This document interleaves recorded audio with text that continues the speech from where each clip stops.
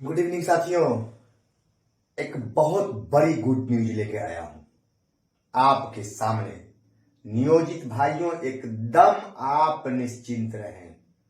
बहुत बड़ी है, बहुत बड़ा खुलासा है, बहुत बड़ी साजिश है। सरकार को सब पता होता है आपको कहां चोट पहुंचाएगी। आप ये समझिए, बातों को हमें समझना होगा। देखिए दोस्तों, एक चीज ध्यान दीजिए कि हम नियोजित बहुत बड़े फायदा हम लोगों को मिलने जा रहा है। आज एनसीजेसीएम और सरकार की बैठक हुई थी।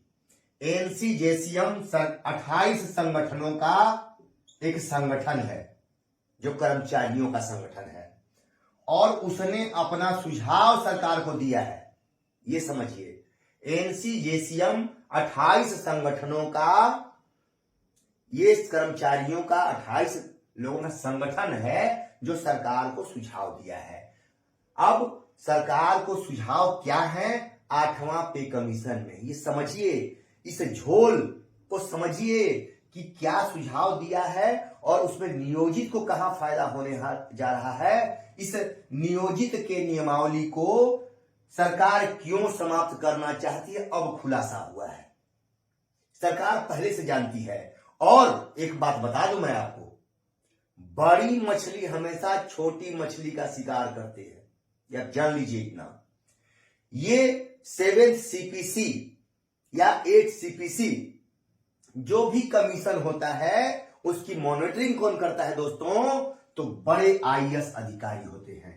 बड़े आईएएस, जो बड़े आईएएस अधिकारी होते हैं, आईएएस जो सचिव, प्रधान सचिव, बड़े ओहदे पर पहुंच जाते हैं, वही इसकी मॉनिटरिंग करते हैं, वही इन चीजों को बनाते हैं। 8वां पे कमीशन हो चाहे 7th पे कमीशन हो, सब वही आंकड़ा तैयार करते हैं।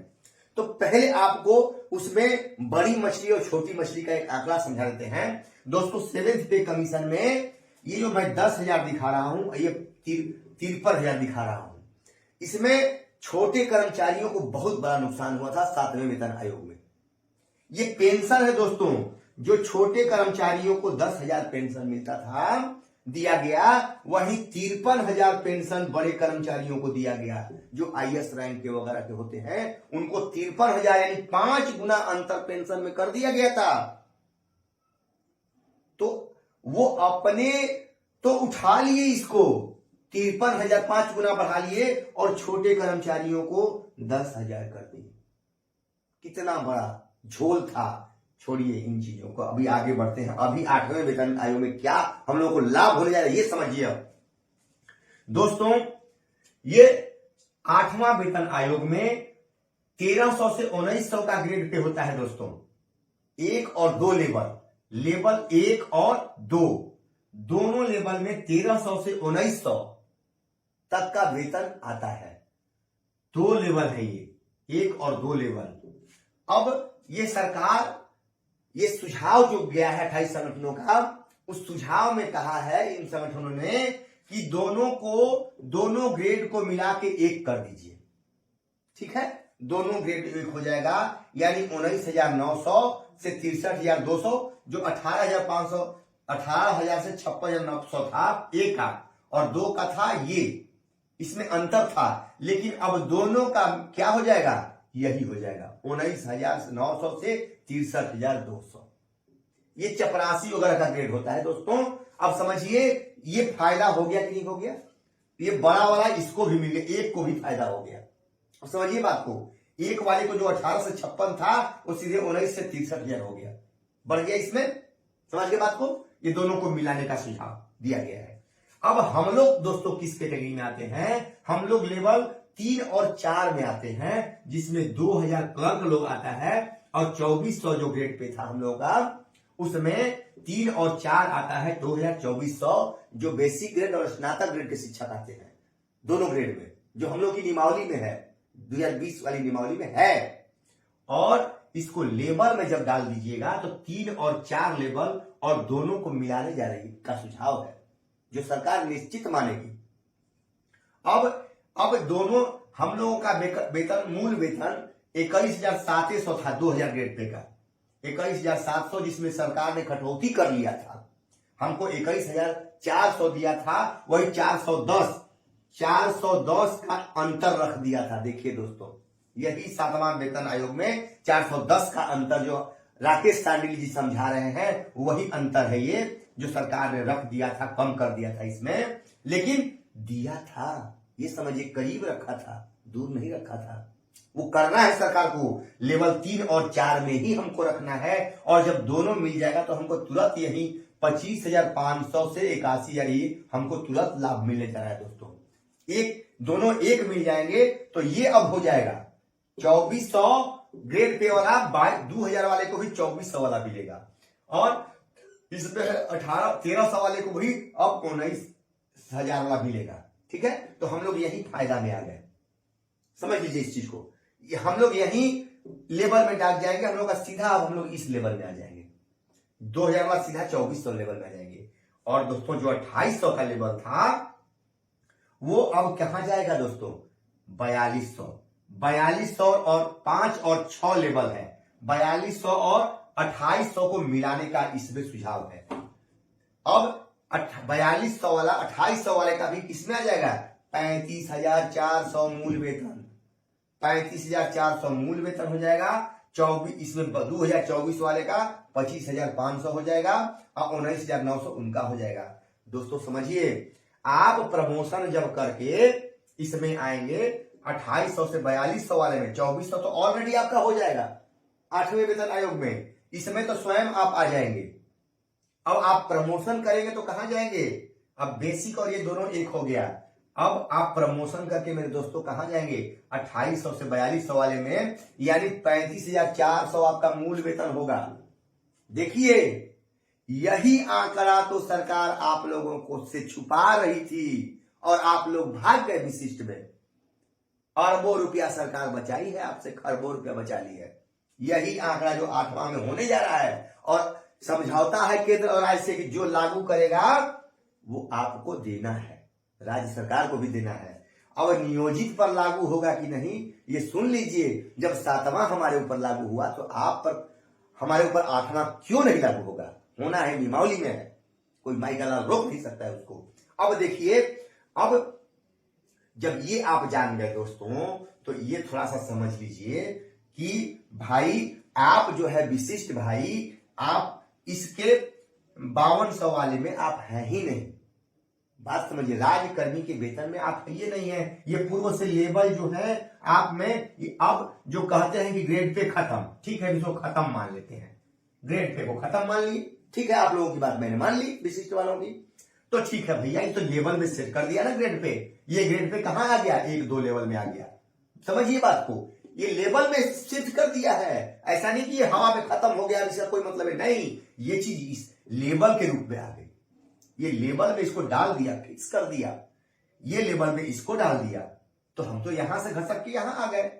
लेकिन भाई विशिष्ट भाई से मैं पूछना चाहता हूं कि आप लोगों का फिक्स है 25,000, ये कोई लेवल है?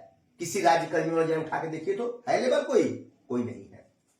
समझिए बातों को, ये नियोजित की विजय है। सरकार हार रही है, सरकार परेशान है इसी बात से कि नियोजित वाला नियमावली तो ये सब जाएगा नहीं तो खत्म कैसे होगा। सरकार नियोजित के नियमावली 2020 को खत्म करना चाह रही है कि इसमें से सारे नियोजित निकल जाए, विशिष्ट बन जाए, काम खत्म, 5200 का खेला खत्म ही कर दो। अब वो रहबे नहीं करेगा, कहानी खत्म, और 25,000 फिक्स रहेगा। तो इनको 7th पे लागू करेंगे, तो इसमें से किसी में अइबे नहीं करेगा तो लागू कहां से होगा। इनके अपने हिसाब से सरकार बैठाई दिया, अपना अधिकार होगा शिकार का, सरकार का। वो 7th CPC से इनको मतलब, 8 CPC से इनको मतलब नहीं होगा, काम खत्म यहीं पे। सरकार के अब बिहार सरकार के रहमो करम पे होंगे, और हम केंद्र सरकार लागू करेगी। जब कर्मियों पर लागू करेंगे, केंद्रीय कर्मियों पर लागू होगा, राज्य कर्मी पर ये लागू करेंगे तो हमारे ऊपर लागू होगा। ऐसा नियमावली में सरकार हमारे कही है, उसी बात से डर करके नियोजित नियमावली को खत्म की जा रही है, समझिए। और अब भी जो विशिष्ट भाई हैं नहीं गए हैं, आप रुक जाइए, इस चीज को समझ लीजिए। बहुत बड़ा आंकड़ा देखा हूं, न्यूज को जाके देखिए। हम एक एक चीज ध्यान रखते हैं, परिश्रम करते हैं, तब आप लोग पहुंचाते हैं। ये आप समझिए इन बातों को। ये बहुत बड़ा आंकड़ा दिया हूं और नियोजित के लिए बहुत बड़ी खुशखबरी है कि अब नियोजित भाई छोड़ करके भूल कर मत जाना, अन्यथा कपार पीटोगे कपार। मैं कह दे रहा हूं, सिर पीटना पड़ेगा। ये जो मैं दे रहा हूं ना, बहुत परिश्रम करता हूं इस पे, 2 घंटा बैठा हूं मेरे भाई, तब जाके ये आंकड़े निकाला हूं। और उसमें कई भाई लगातार फोन कर रहे हैं, उनके क्योंकि मेरा कंसेप्ट नहीं हो पाता है, बैठ नहीं पाता हूं, क्योंकि इतना फोन भाइयों का आता है कि मैं परेशान हो जाता हूं। लेकिन घबराइए मत, मैं उसी में से समय निकाल के, मेरे भाई राकेश सांडिली जी परिश्रम कर रहे हैं, उनको मैंने कहा कि इन आंकड़ों को बेहतरीन से समझाइए। हम तो समझा रहे हैं, लेकिन वो और अच्छे से समझाएंगे, क्योंकि उनके पास समय है। आप लोगों का फोन मैं छोड़ता नहीं हूं दोस्तों, इसलिए समय कम मिलता है। आप लोगों के प्रयास करता हूं कि आप लोगों का फोन मिस न होने पाए, बड़ी उम्मीद से आप हमको फोन करते हैं। तो दोस्तों, विद्यालय में आप फोन ना करें, आपसे रिक्वेस्ट है, हाथ जोड़िया है मेरा कि विद्यालय में कतई फोन न करें, कोई व्हाट्सएप पर चैटिंग नहीं करें। आप लोगों से रिक्वेस्ट है, बच्चों के भविष्य को उज्जवल बनाएं, उनका साथ दें। और हम यही चाहते हैं दोस्तों, फिर अगली कड़ी में आएंगे और ये आंकड़े को समझ ही लीजिएगा अच्छे से। नमस्कार साथियों, गुड मॉर्निंग साथियों। बहुत बड़ा ब्रेकिंग न्यूज है साथियों, सरकार पूरी तरह से परेशान है दोस्तों, और उस परेशानी का कारण है कि सक्षमता 2 और प्रधान शिक्षक का पदस्थापन लटका हुआ है। सरकार हाई कोर्ट के आदेशों से बेचैन है, और हमारा जो गुरिल्ला युद्ध चल रहा है बिहार राज्य नियोजित शिक्षक ग्रुप का, उससे सरकार बेचैन है, क्योंकि सारे पर्दे को ये ग्रुप खोल चुका है।